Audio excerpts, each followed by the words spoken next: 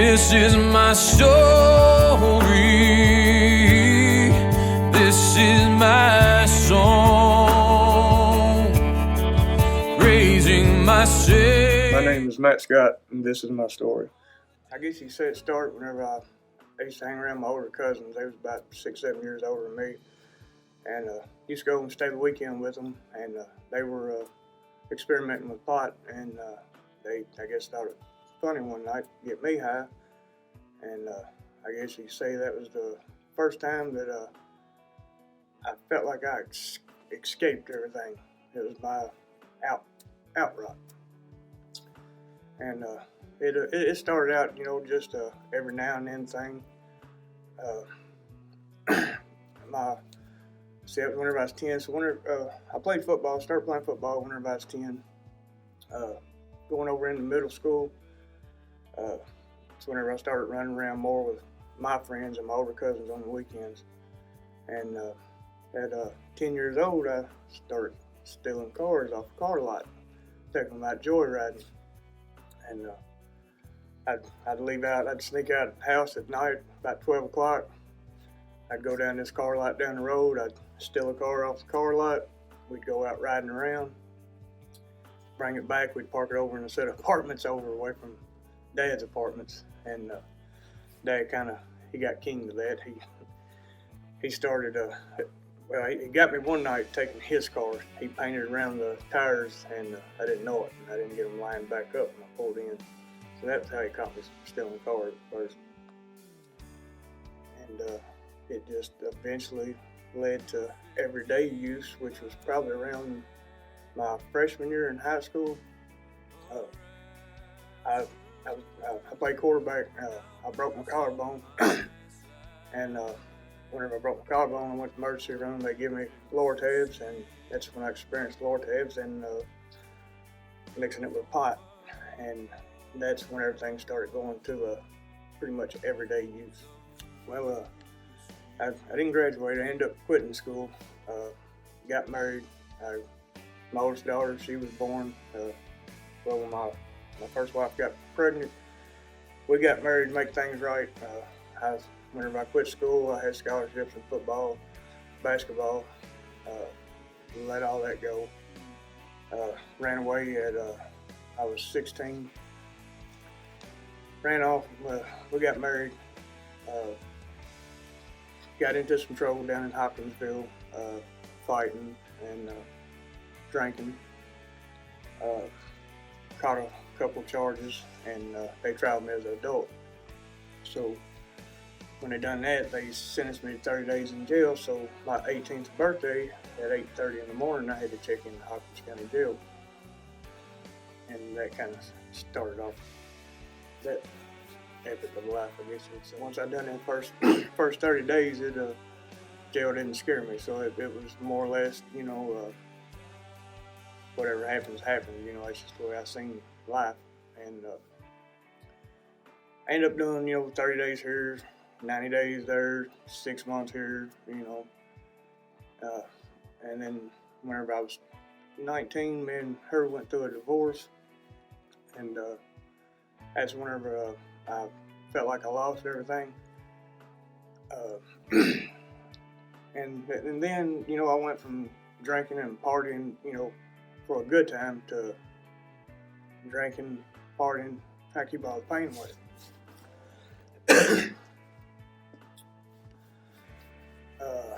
Let's see, probably about 3 years every day. While doing that, I was doing drugs too. I experimented with meth, cocaine, pills, pot, whatever I could get my hands on. If it'd get me high, I was trying it out. Well, I went through that divorce, lost everything I had, got off drinking real bad, and I've done a year in jail. I got out, and that's when I met my youngest daughter's mom. And when me and her got together, I straightened up. I got into church.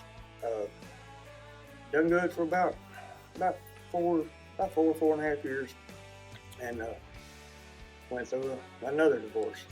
And whenever I went through this one, I really felt like I lost it. That's whenever I turned my back on God, and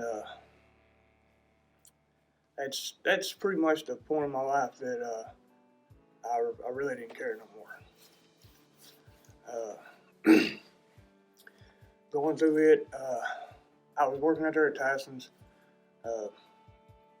going through the divorce. I was paying, I think it was $705 a month child support, 500 a month alimony, and back then it was dang near everything I made, and I've always sold dope all my life, and so I got back in, fiddling with dope, and I met a couple Mexicans out there at Tyson's, and I plugged all the way into a whole new level of selling drugs.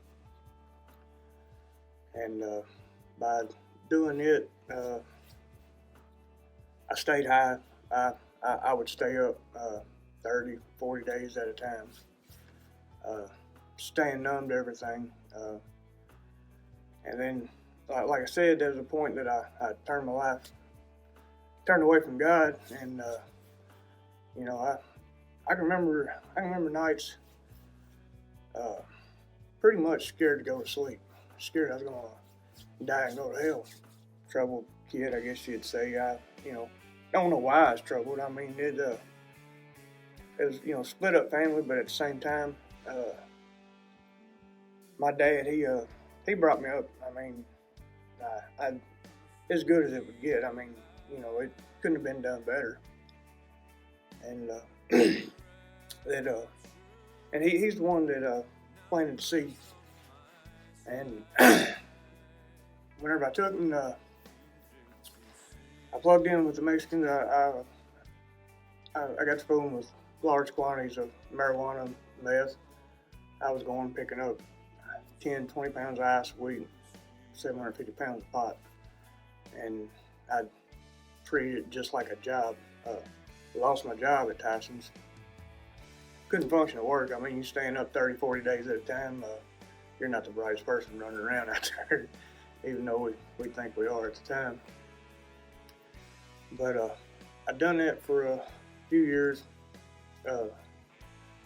Went on through that divorce.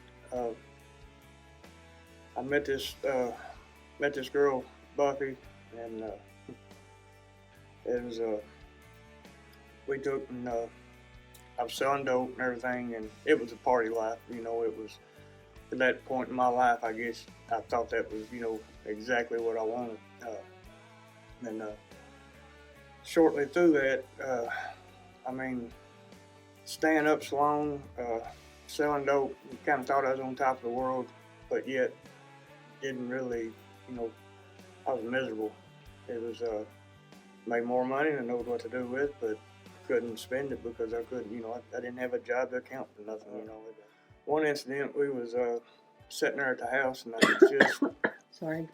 I just come home, just got back from Indianapolis. I went and picked up a load of dope, and sitting there bagging it up, and I ain't gonna say no names, but me and a buddy and girlfriend at the time was we was sitting there at the house, and get a phone call. Somebody called wanting some dope, and told them it was too late. I didn't fool nothing that late at night. Well, about 20, 25 minutes later, I got monitors all over this house, and you can see down both sides of the road and everything. I see a car pull into the driveway, and it looks just like the guy's car that called. And I told her, I said, go out there and tell him that, I told him not to be coming by. And she was out there for a minute, and she hollered back in there and said, there's 4 people with ski masks and guns, and they want your dope and your money. And I looked over at my buddy, and I started laughing, and I told him, I said, she's hiring a hippie on a 747 jet. And I went to walk out the door, and I got the gun thrown behind my ear, had 3 in my face. They was telling me, they wanted money in the dope. I couldn't let it go. I mean, you're talking $400,000 worth of drugs that, was not all mine, and I just couldn't let it happen. And we get to arguing and everything. I I grab her and I'm shoving her toward the Bronco. Shooting takes place, and there's shots fired. Matter of fact, I think it was 60 something holes they put in the garage that I was standing in front of. I'm just gonna say it turned out to be a pretty bad situation.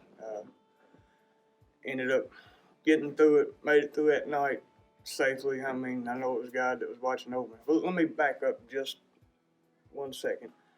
Right before this happened, at that same garage, I was partying down there one night, and see my dad and my grandmother, they always prayed for me, and they was I can remember snorting dope off my dresser in my bedroom while my dad was in the other room praying. I remember hearing it.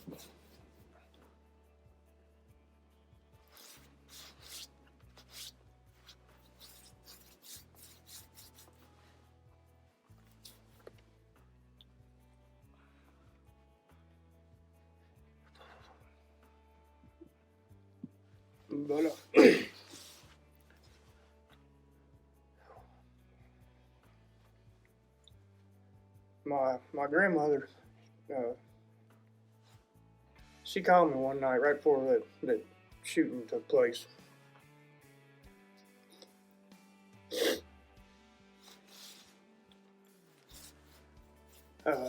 She told me that God woke her up and told her there was 3 things that was going to take place in my life. Whenever I answered the phone, I was trying to figure out what was going on, why she was calling at 2:30 in the morning. Well, whenever I answered, she tells me, that God woke her up and there's 3 things that was going to take place. She said something about involved drinking and driving a vehicle wreck that it wasn't real plain to her, but this is what she was getting out of it.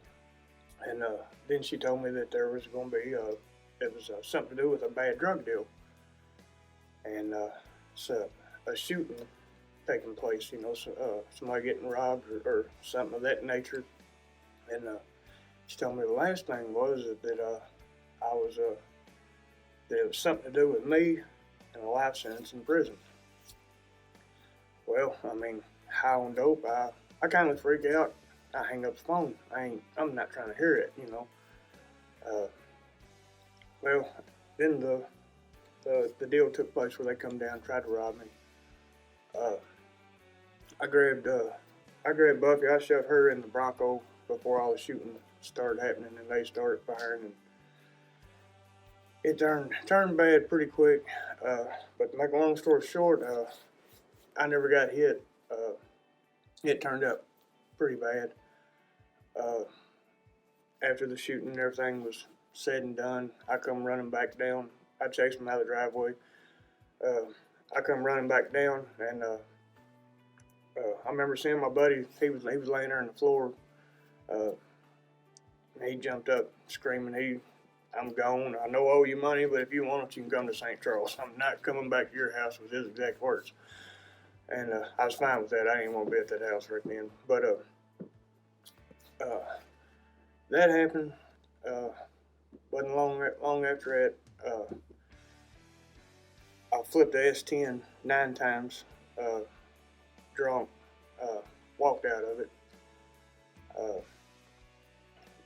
turned around, and then about 6 months after all this, after I done beat the charges on the robbery deal and all that, I catch a trafficking case. I had a guy that got me on 100 pounds of pot, spent the money, and I still had to pay my debt, which I did. I paid it off, but they didn't see it that way. They're work off the principle of the way you're not gonna do them like that. So they send a couple down that supposed to take care of it, and I couldn't let it happen. There was a 7-year-old and 11-year-old little boy there when all this was supposed to take place. Make a long story short, I caused a scene at the pool hall behind this guy's house, and when I pulled out of there, they called the law. I ended up getting arrested, and at that point, that's probably the best situation could have come out of it. They tried to pull me over in Nortonville. I laid them on a high-speed chase for a while. We come back around by Nortonville Pantry. I don't know what I was thinking. Come right back to where I started running from. They got everything blocked off down there. Cops everywhere. I pull in the pantry. I take off running inside. Like, I don't know what I was thinking. I was up 43 days at this point in time. I had a 50 Jägermeister. Had 2 Mexicans in Tahoe with me, and had my girlfriend. I run in. I grabbed a 20-ounce Mountain Dew, a pack of cigarettes, and went and sat down at that little booth right there in Nortonville Pantry. And they're clearing the store out and everything, and they're telling me to come out, my hands up, and I'm just sitting there smoking cigarettes, ignoring it. You know, I knew I was going to jail. I knew it was going to be for a very long time. After about 20 minutes of that, I drank my Jägermeister. I walked out there, and I'm the type of person that I try to laugh and joke about everything. So when I walked out, I mean, there's police everywhere. The 4-way stop in Nortonville is blocked off by different sheriff's departments, police departments. I asked him, I said, what's going on? And I said, why'd you pull me over? And, kind of being smart about it. And he said, you didn't use your blinker, and my blinker's still sitting there blinking. I said, all this over a blinker, And needless to say, they put me on the hood of the car, started searching me. I cut out running on them. They missed a 9mm right here. He grabbed a 380 on my ankle. When he grabbed that 380, I cut out running, and they tackled me in the parking lot. They roughed me up pretty good, handled me pretty bad. But needless to say, I went to jail that night, and that was pretty much. Well, I got out on bond, but that didn't last long either. I wasn't out probably maybe 6 days, and they picked me back up on some other mess, and I didn't get back out after that. Going into jail, after being up 43 days, I thought I was going to die. I mean, I was used to doing amounts of dope that would kill your average human being. I mean, I was doing like an ounce of raw dope a day that, and pills, pot. I mean, if I didn't have it, I didn't function. And when I went to jail, I went through the DTs for about 2 weeks, throwing up, sick. Went through it, and I hate life. At that point in my life, I felt like, life was over. I'd never been to prison before, and I'm facing, whenever I was going to court, they was telling me 99 years. So I'm, thinking I'm never getting out.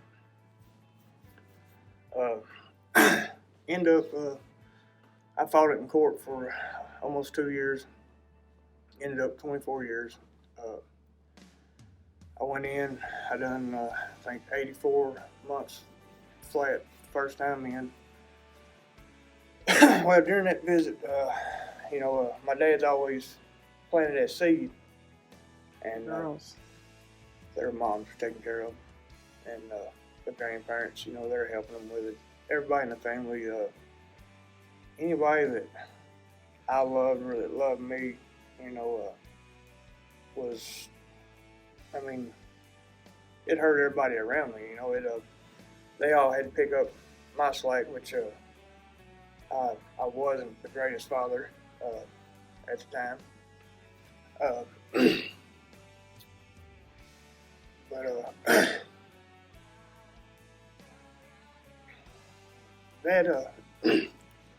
that point in my life, though, was probably, I like to refer to it as probably one of the best things that ever happened. It give, I mean, don't get me wrong, prison, it stinks, didn't like nothing about it, but for once, God, God had me alone to where I needed Him. God never needed me, but He had me that one-on-one time, and Dad had always planted His seed. Well, I took His time and I dug down in my Bible. I'm gonna back up just a second. The first time I got into church, uh, I got in, I got that good feel good, read a little bit of my Bible, I thought just because I went to church on Sundays, I thought everything was copacetic, it's going to be great. Well, I never did ground myself in the Bible, and that's the reason I fell back off and, dropped out of church, ended up in prison.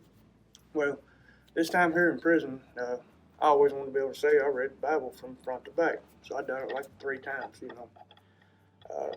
By doing it, well, I get to prison, I get my own TV and everything, and I start watching these messages, Stephen Furtick, and really like the guy.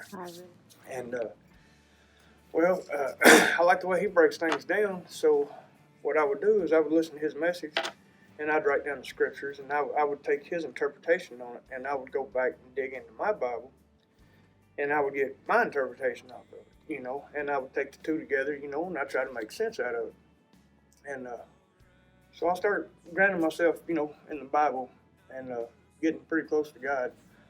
And I had to say for somebody doing prison time, they all called me Big Country and called me Smiley because I was always smiling, and they're like, how in the world can you sit in a prison 24 hours a day, 7 days a week and smile all the time, and for one time in my life, I was probably the happiest I've ever been in prison, But I took and I done my time. Well, let me back up. I went through SAP, done everything they told me I had to do to get out of there. I was set on getting out, So I went through SAP. No write-ups, was the, as you'd say, the perfect inmate, I guess you'd say. And after 55 months, I seen the board, and they flopped me. I think it was 48. No, they flopped me 24. And when they done that, it kind of knocked the wind out of me, because I know that if you stay close to God and you talk to God, God's gonna help you through things. And that kind of, when that happened, it kind of knocked a little bit of my trust, because I thought, I'm doing everything I possibly can, and it didn't work out the way I seen it. And I turned around and made it to a halfway house.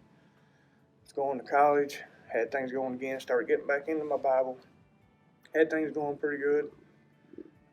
Got my associate's degree while I was in there. Well, I ended up getting caught out at the college with a cell phone, out running around in the parking lot and everything. So they sent me back to prison, flopped me another year, and they sent me back. I still had about 8 months to the board. They flopped me another year, and they ended up doing, I think it was 18 months in the hole over the cell phone and all this. So then I got to really get my one-on-one time, because I was in I think it's a 6x8 cell with a bunk, toilet. You're locked in 24 hours a day. You get out 1 hour a day, 3 days a week. That's to take your shower, write your letter, and you make your phone call all in this 1 hour.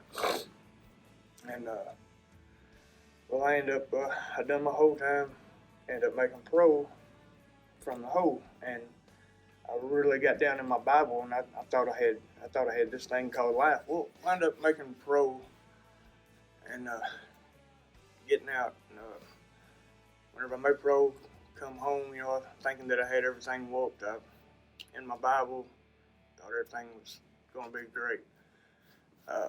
Within probably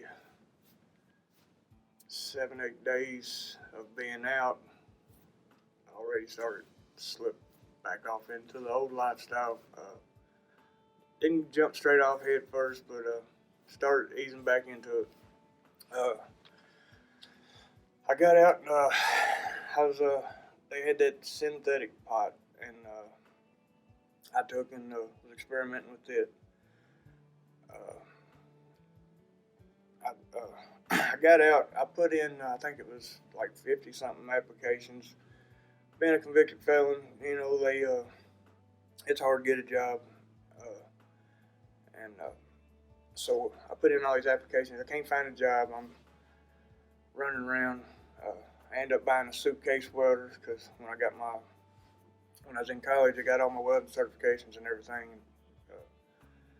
So I bought me a suitcase welder. I started off just doing little bitty projects, and wound up saving up enough money to open up my own shop. And when that started turning around, I was getting my life back on track, I thought. And I opened up my shop. They opened up my shop. It was your Uncle Dobie. He come by, and me and him got talking. He was talking about Hope Dog. Telling me I need to get over, get in some classes over. I already had to do classes. He was wanting me to do them over. So talking with Dobie, he kind of had been in the same lifestyle he at one point, and so me and him had a lot of common grounds, and it was Christian based. So I was all about it, I get my shop started and everything. Dobie, he helps me, he sends some business my way and everything, and I start going to my classes and everything, and things was going pretty good, but I kept having them slip ups. I'd get to doing real good, making good money, and I guess you could say I always thought I had to treat myself, and I'd slide right back off into the mess, and couldn't lie to Dobie. I'd take and I'd tell him this, tell him that, and he'd look at me and he'd be like, "Matt, just stop it." And but Dobie, he had a big influence on my life, and that era right there, he kept me in line and was stayed on me. He knew the struggles of addiction. He knew the struggles of selling dope and going to a job. When you're making more money than you know what to do with, you barely even make it. So me and him talked an awful lot on all of this, and started getting my life straightened out right around this time. Doing good. I was going to church with Dobie here and there. Hadn't got saved yet, but I was in that.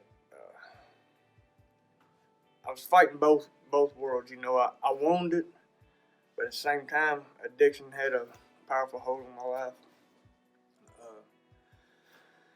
So I guess about a year went by. I called Dobie one night.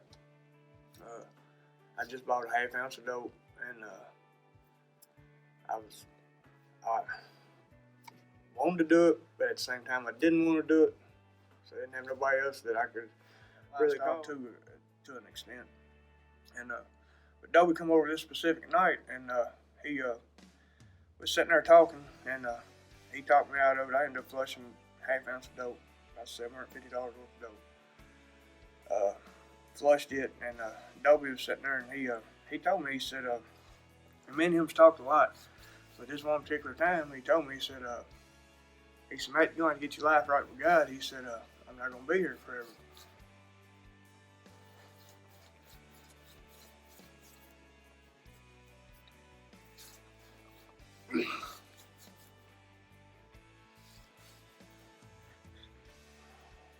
I knew that was going to be the last morning that I talked to Dobie.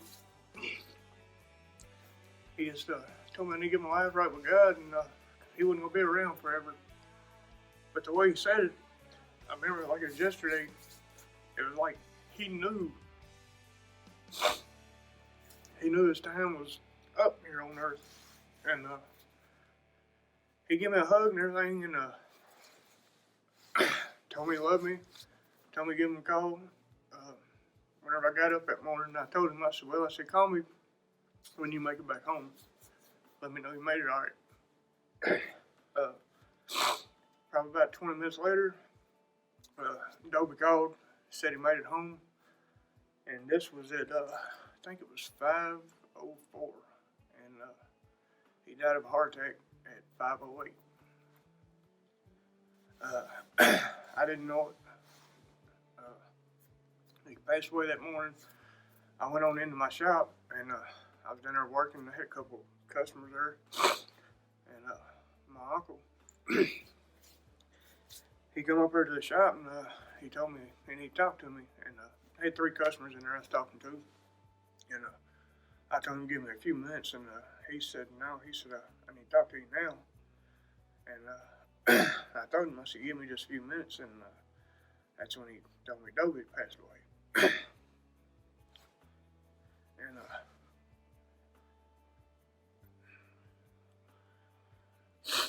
And at that time, Dobie was the one that I could talk to.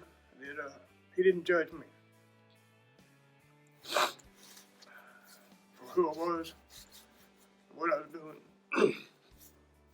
and he had a big impact on getting me back toward church. And well, that morning when I was told that, I kicked my toolbox over, took off out of the shop, and done just what the devil wanted.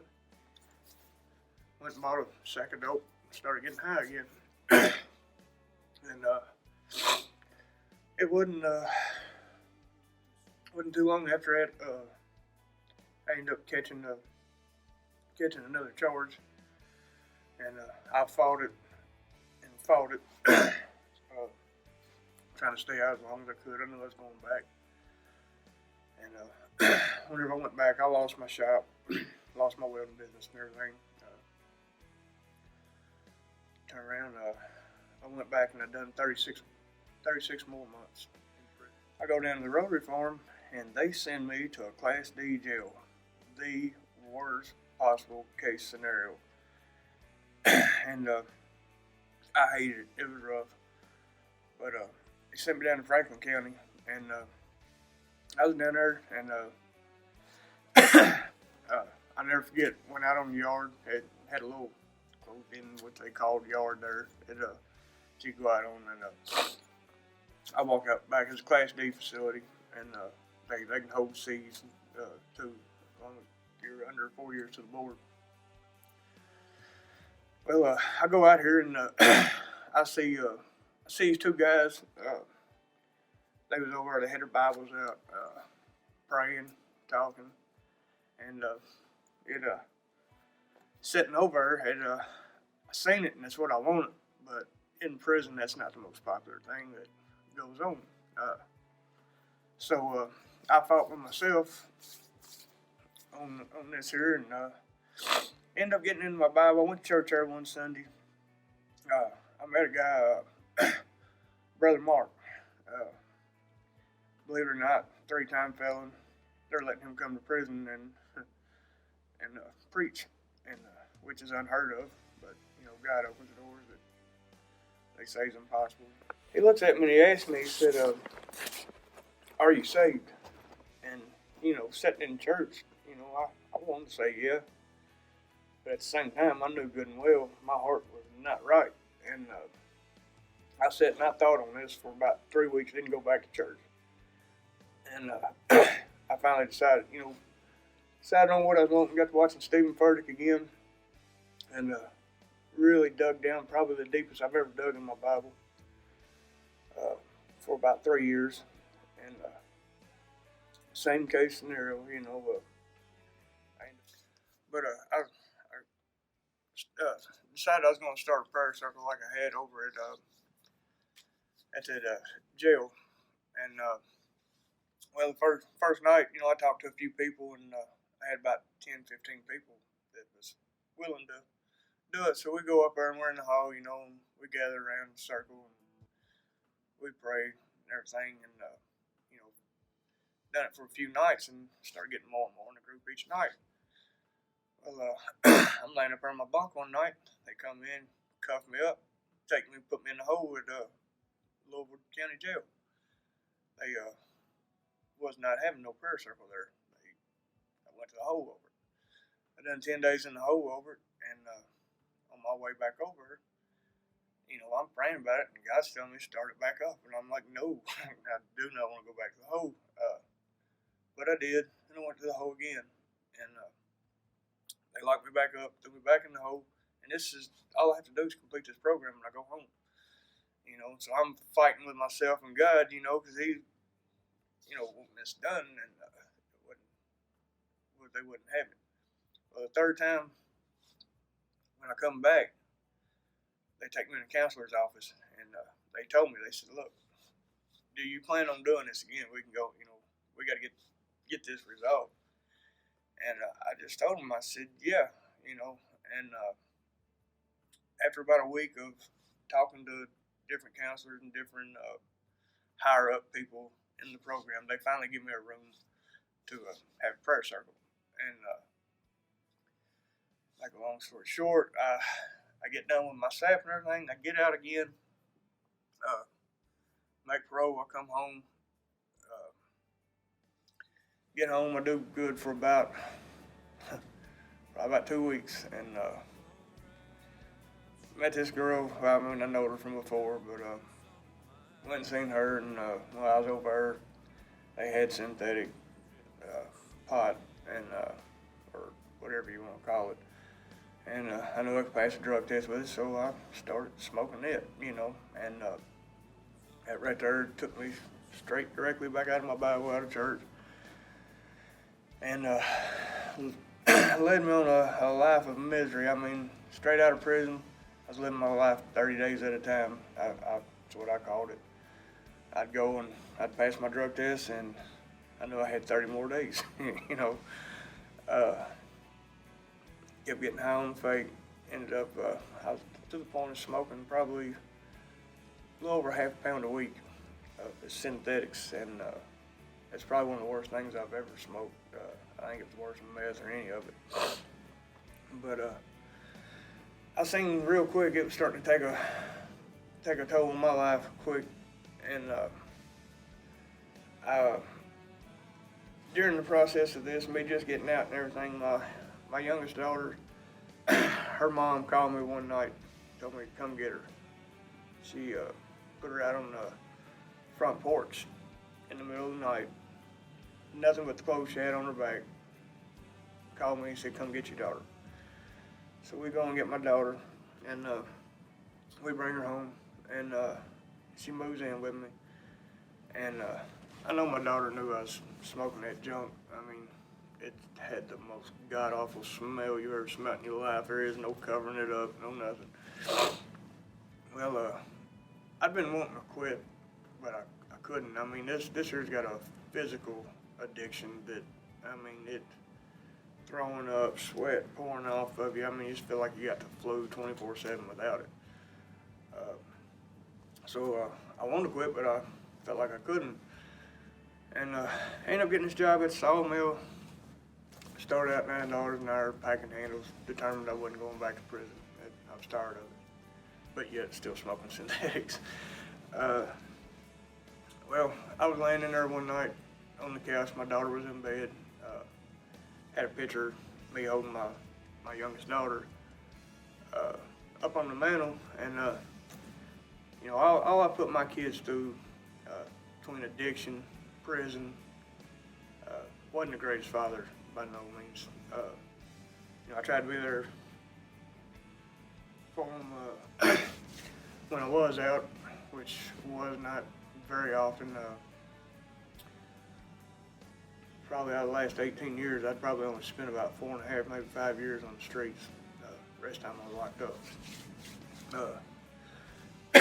I look up though when I see this picture, and I was sitting there smoking a blunt, and I thought, boy, how stupid can you be? You know, as much as you put your kids through, as much time as you've taken from them, you're still gambling a chance that if they send your urine off, you're going back to prison. There's no ifs, ands, it's when, because they're going to do it, you know.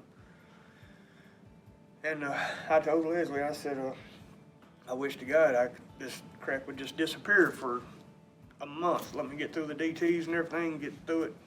I can be done with it. And it would go for 2 or 3 days at a time and then come back. Well, I went into work at Sawmill, and I was packing handles, ended up going over into maintenance, making decent money. And Brother Allen, I seen him, I can't remember where I seen him at. I think it was Marketplace somewhere. And he's asked me to come to church. And I told him, you know, that my life was not ready for church. I guess I kind of thought I had to get my life straightened up before I come to church, which you'll never be able to do. And so I had every excuse in the world every time he messaged me, every time he called me. And it even got to the point that I'd hang up on him. I didn't want to hear it. You know, I wanted it. It wasn't that I didn't want it. I wanted it so bad, but I didn't feel like I deserved it. I know it don't make no sense, but at the same time, it makes all the sense in the world. You know, I just all I've done in my life, I didn't feel like I deserved a chance, you know, to be a chosen one, you know, one of God's people. And Brother Allen called me. He called me one day, and he starts this something about God likes to fish like I do. And I thought he was crazy. He starts telling me this, and I told him, that's Brother Allen. I said, I gotta go. And he said, no. He said, hear me out. He said, boy, you love fish. I said, yeah. He said, God likes fish just like you do. And I said, look, I said, go on, get to your punchline, whatever. I said, you know, I've got to go. And he said, just give me a minute. He goes to tell me, you know, he said, he asked me, he said, you ever went fishing and cast out there, caught a fish, reeled it in, and just started eating it? I said, no. He said, God likes fish like you do, you know. And he left it at that. I hung up on him. That replayed over my head for probably 2 months. And then the pictures, you know, my daughter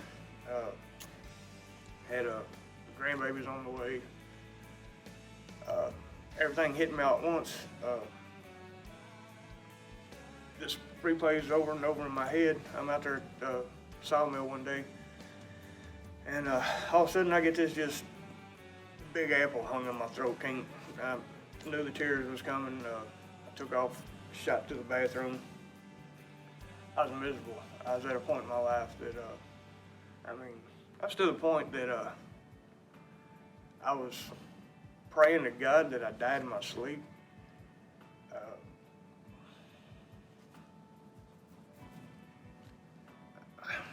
I was tired. I was tired of living a life of misery.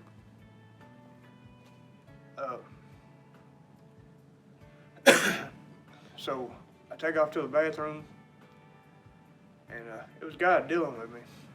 And I dropped down on my hands and knees, and I told God, I said, you take this mess out of my life, and I said, I'm ready for change.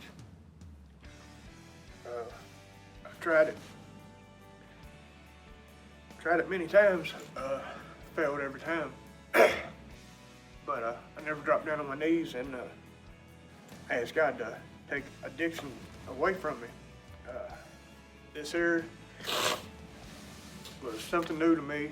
I was down on my hands and knees on nasty, dirty bathroom floor for about 30 minutes praying, begging God to take this mess from me. This was Tuesday, November the 27th, 2015. I get done praying, and I get up and I wait for my eyes and everything to clear up. I go back out on the floor, start cutting, you know, and I kept telling God, I said, you take this mess from me. I kept telling him I couldn't handle the the withdrawals and all, and I knew I failed every time I've ever tried. I fought addiction for 25 years, and this particular time, I get done praying, I go back out on the floor, and I've seen a lot of answered prayers over my time. I mean, my dad raised me in church from the time I was 7 until made me go to I was 16. I didn't go again for a while. Later on I got back in, but I've seen a lot of answered prayers, but never seen one answered this fast, especially one that I prayed, knowing that my life wasn't right. I prayed a prayer that I didn't think God would actually answer. Didn't think it's possible. I go back on the floor, and all day that day, my stomach was turning, I was throwing up, sweat pouring off of me. I'd been out of that fake for 2 days. I get back, I start cutting, and within 30, 45 minutes, my stomach starts turning. First thought in my head is, it's a coincidence. It's got to be, something. It's not, well, I keep on cutting, and it's hot in the sawmill. Even in November, it was in the 80s. I remember like yesterday. It was in the 80s that day. And I'm sitting there cutting, and I stopped throwing up. I started noticing I ain't throwing up. My stomach stopped sweating. And I mean, I've done this 9, 10 days at a time. This is only my second or third day without it. I've done it 9 or 10, 11, 12 days straight, the same symptoms. All this stops. And I kept saying, well, it's just a coincidence. 5:30 that afternoon, I went and got out of my truck. And I'm not going to lie, phone rings. The guy calls and tells me he got something in. And I told him, all right, I hung up the phone, and then I started back talking to God, because I told God I'd straighten my life up. He'd take all this from me, and well, now there's some more back out there, and my thoughts of an addict, as an addict, was, I really still want to party, and I still want to hang on to the worldly things, but I don't want to go to hell. I want to go to heaven, but I don't want to do what's right to go to heaven. And so I was wrestling the thought on stopping and getting some more on the way home, and started praying. And I prayed all the way home, went in. It took 2 or 3 days before Leslie noticed that I wasn't smoking the synthetics anymore. She'd asked me about it, and I told her no, I hadn't stopped. Because I've told so many people in my life that I was straightening up, that I was quit. I failed every time, and to me, it was going to be another failure.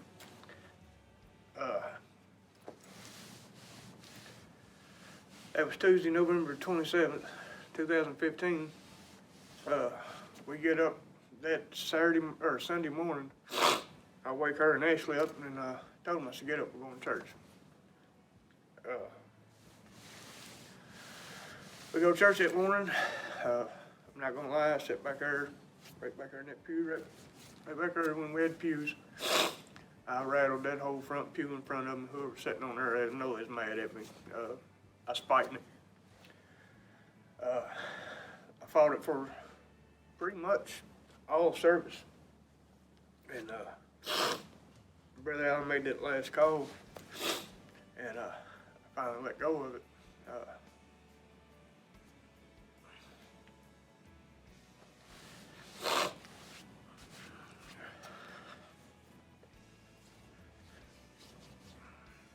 I come to the altar, drop down on my hands and knees, and I rededicated my life, but I was still pleading with God because I didn't want to fail again. But that's the first time in my life that I took and I give it all to God. I didn't hang on to it. I didn't bring nothing back from that altar. I left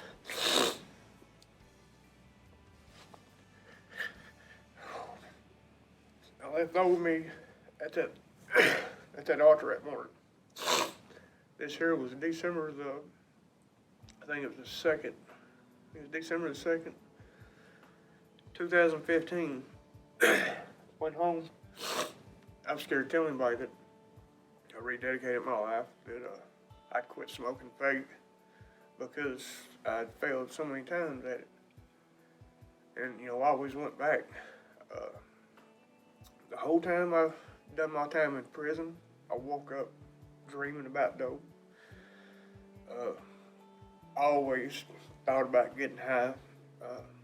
Never stopped. And I'm 84 months without doing anything, and you still dream about it, there's something wrong, away from it, whole 9 yards. Well, I went home that evening. We're gonna make church at night. Like I said, that was December 2nd, 2015. Now, I just come up on 3 years clean. November the 27th of this year, 2018. Just surpassed my 3 years, my life right, living for God. And I've never had a dream. I've never had a craving. There's no desire whatsoever, and I've never had this in my life. But I never truly asked God to take it. I rededicated my life and stuff, but, God wants us to be a little more specific when we ask for things, Now, I was at that sawmill, got my life straightened out. Well, I went from $9 an hour up to making decent money, took over maintenance out there, and guy done me pretty wrong on my pay. We couldn't get things right, so I've been praying for the last year or two about I wanted another job, and I had so many job opportunities that I thought was it, and I pressed for it, just found out it wasn't it. I ended up bumping into a buddy, and I started this. I had seen he was doing pretty good. He was working in his boatyard, and matter of fact, a couple of my buddies worked down there. They got me a job down there. Well, they got me interviews set up. Make a long story short, I took and went up my welding test. I started down there at this boatyard. I worked there for about 7 months. We had a bad incident down there, but I thought that was a job, God, I thought that was a job that was going to turn my life around, everything was going to be great. And we had a bad incident down there that it killed 3, life flight at 7, boat explosion. It was a bad ordeal. I'm not going to get into all that, but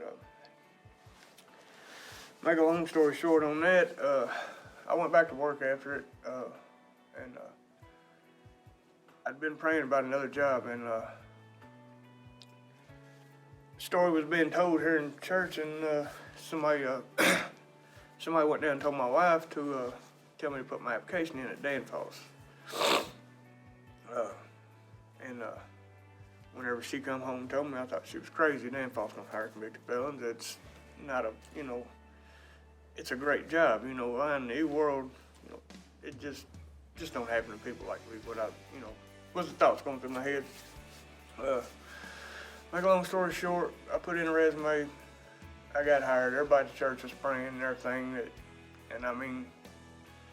Everybody from the outside looking in looked impossible.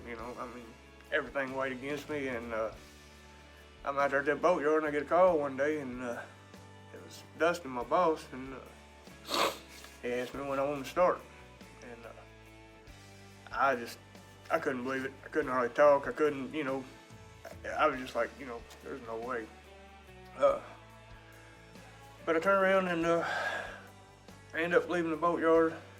I go to Danfoss, landed a great job.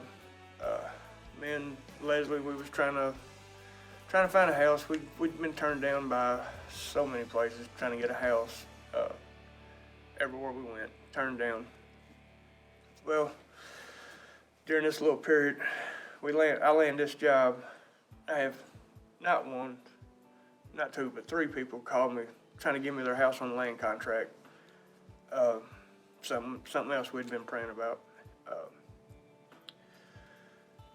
Turn around, we buy our house. I've been at Danfoss now, I think, going on 8.5 months. We've done paid for our house, deeds in our name. I got a job that, it's a great job, great people. When you can take and stop inhuman resources and pray for somebody, pretty powerful.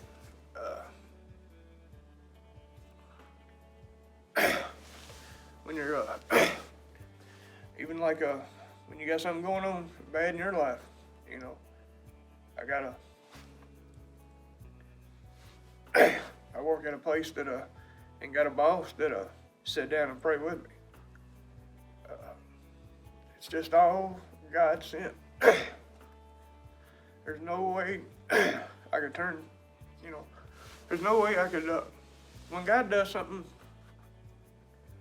He does it to the extremes that you can't do nothing but give Him glory for it. I mean, the house, you know, everything we got's paid for. We're not rich, but we've got everything we want and then some. I guess you could say we are rich. I mean, I'm not miserable no more. I get to wake up each morning not worrying about going back to prison. Got a good job. Like I said, house paid for, cars paid for. My kids, they got their dad back. My grandbabies,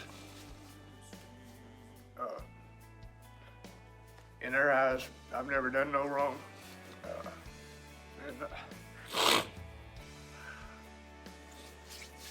They won't ever see that part.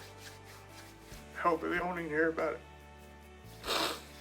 But God has still turned my life around. I'm happy for once. I just got married.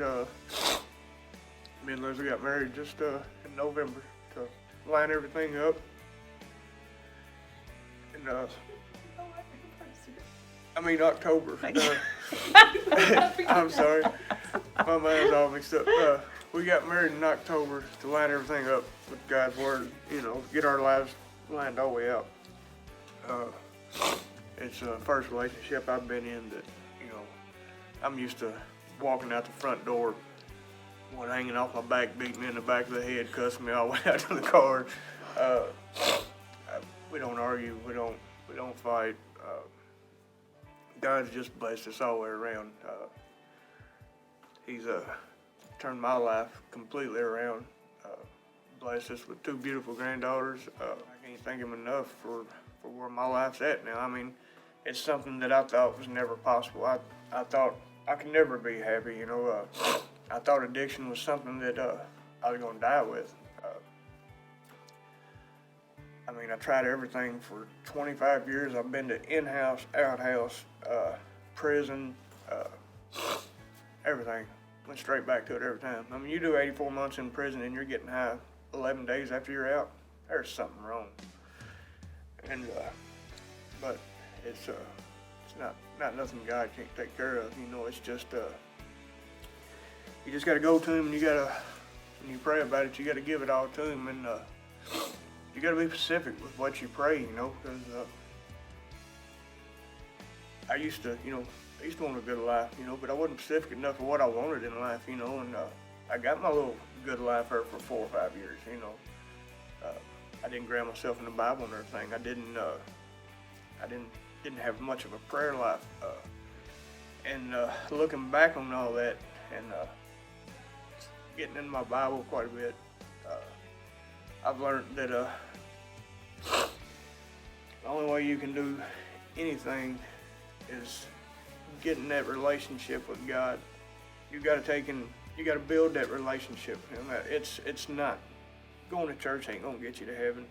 Going to church ain't gonna get you the things you want in life. Don't get me wrong, it's great. There's structure there. It's exactly what you need, but your relationship with Jesus that's what's gonna get you to heaven.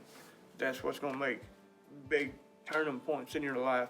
I can't say enough about it. I mean, you know, he's turned my life completely around. I'm happy. Well, I tried every which way to change my life around. You know, I know that you feel hopeless. You feel like there is no beating it. There's no getting out of it. You know, addiction takes and consumes you it consumes your whole life, and you hit points in your life that you feel like there's no hope left, and all you got to do is drop down on your hands and knees, and you got to give it to God. Don't just take and drop down there and pray about it and pick a little bit of that crap up and carry it right back out there with you, because that's what you're going to have. You're going to have that little bit of crap you brought back with you. You got to take and drop it at that altar. You got to give it to God and leave it there. The more we interfere trying to make things happen, trying to step in the way of God's plans, that's when we start having the things falling back into our life. All I can say is drop down on them hands and knees, give it all to God, and don't look back. I mean, you know, don't get me wrong. You can take a look back just to see how far you've made it. You know, where you was at and where you are now. Just got to focus on what's in front of you. There's a reason, you know. There's a reason the front windshield is as big as it is and that rear view mirror is as small as it is. You know, you got to focus on what's lying ahead of you.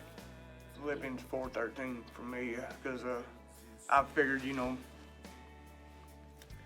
God has took and changed so much of my life that I thought was just, it never happened for me. You know, I've seen good stuff happen in other people's lives, you know, and then I've seen them lose it, you know. It's because they gave a little and brought a little back with them. Gave a little. You just got to strengthen that relationship with God. It's got to be a everyday prayer life.